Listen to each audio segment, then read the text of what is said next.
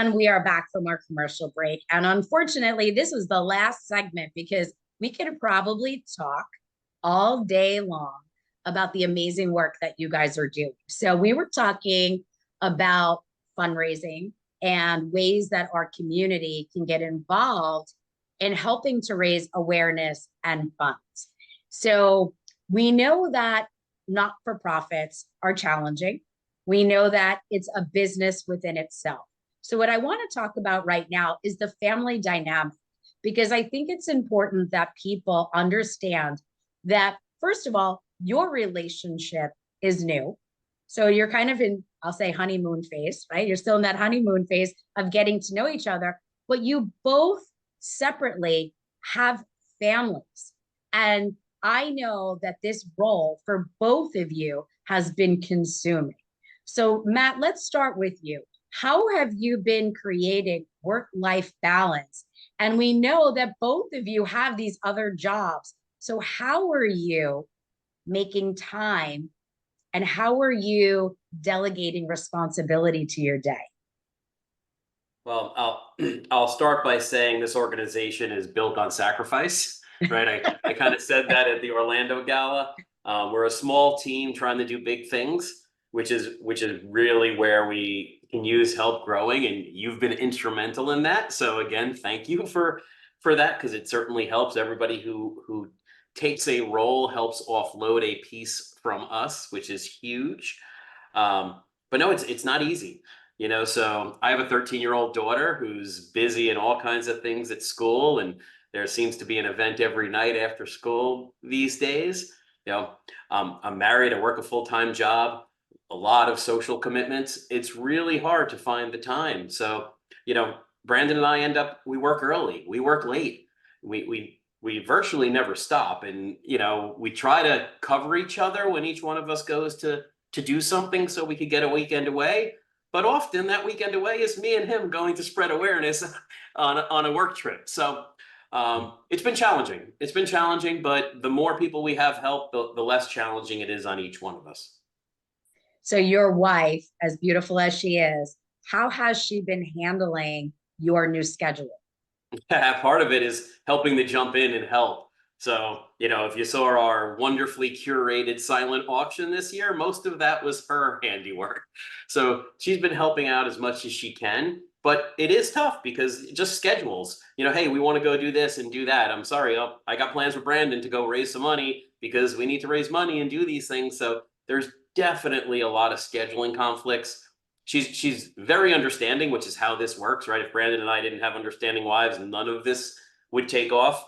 But we always say, like, Karen and Kerry are the unsung heroes of this because neither one of them signed up for this.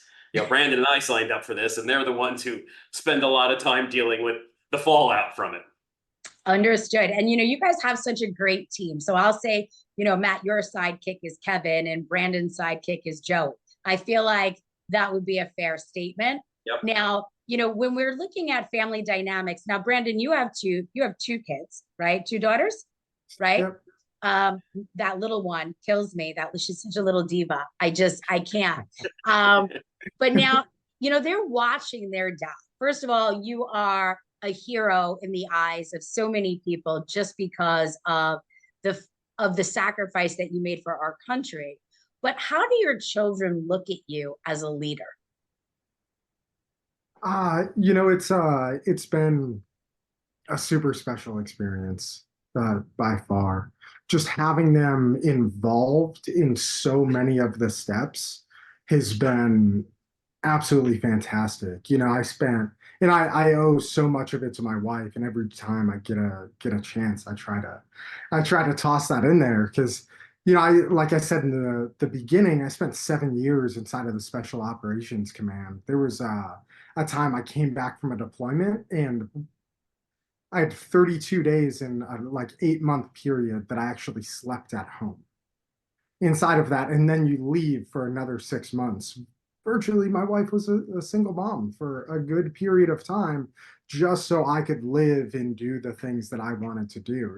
So now you transfer it here, and I get to involve them in the things that we're doing. It's certainly a 24/7 gig. My house is full of dogs.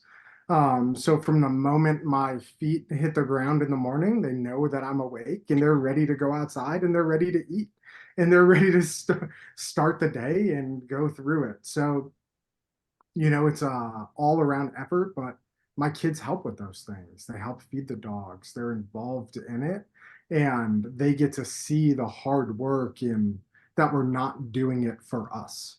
This besides getting to do the things that I love, there's no end state. They know these dogs that they're bonding with are going to someone else, and that's why we do it. So overall, I truly can't say how special it is for so many different reasons. I love that. I just think that people don't always recognize what happens behind the scenes and the sacrifices that we make. And especially both of you have younger children. My kids are a little bit older, but they've grown up as well with, I will say, shared experiences. And I think it has brought a different light and it helps shape the characteristics of who they are today if they didn't have that exposure, right? Are there ever times, and I'll say, Brandon, are there ever times that you feel like you want to share something with your kids, but maybe you're just not ready? I mean, you've had 7 years of combat, right? You don't hear about that all the time. How much of your story do your children know? I would say they know an age appropriate amount, which is good. They've heard me speak at the galas and things like that, and I'll share some of my things in those speeches. But outside of that, I mean, they've also lived it with us, and they've lived through the everyday struggles and just the way life is. So, it kind of makes sense. We pretty openly communicate with the kids about things and they understand it. But yeah, it's yeah, they're living it. You're like that. And for the sake of time, and I'm going to go back to Matt and to both of you. You guys are like the cool dads, right? We just came off of this great gala, and you have fantastic A-list celebrities that support your organization. So, Matt, let's talk a little bit. How did they get involved? So organically, I'll say, right? Because just like you and I having our conversation in Vegas, and you said, puppies and veterans, I'm in. We've gotten that to happen. So our first gala last year in Orlando, we were lucky enough to have Cole Hauser come out and support us, and we didn't know him before that night. He just heard about us doing it locally and wanted to be part of it. And since then, he's been helping us ever since. So that's been a great connection. Johnny Damon has joined our board and brought a slew of other celebrities on board to help us with this mission, which is amazing. Dale Torborg, who is a professional wrestler and part of Major League Baseball before that, Yeah. he's brought a slew of connections. As you saw, we had Creed at our gala. You know, so they were there. They auctioned off a Creed experience for us. So we're really starting to make circles into some of those celebrity and VIP type circles where it really helps us get the word out there. Yes, you can see just by the weekend we just had, all the celebrities we had play golf with us all stayed. And you know what almost all of them did? They donated. They were part of the team. It's such a great experience to not only have these guys and girls come out and support us, but also to be behind us financially. That's amazing. I love it. Once again, we are speaking with Brandon and Matt, and they are the superheroes behind Southern Cross Service Dogs. So, once again, if you are considering looking for a place to park your dollars, you have children and you'd love for them to learn about being philanthropic. If you have some downtime because you're a teacher and it's the summer and you want something fun to do, consider hosting a fundraiser. Southern Cross Service Dogs, as much as they are located in Southern Florida, we have Matt, who is born and bred right here in New York.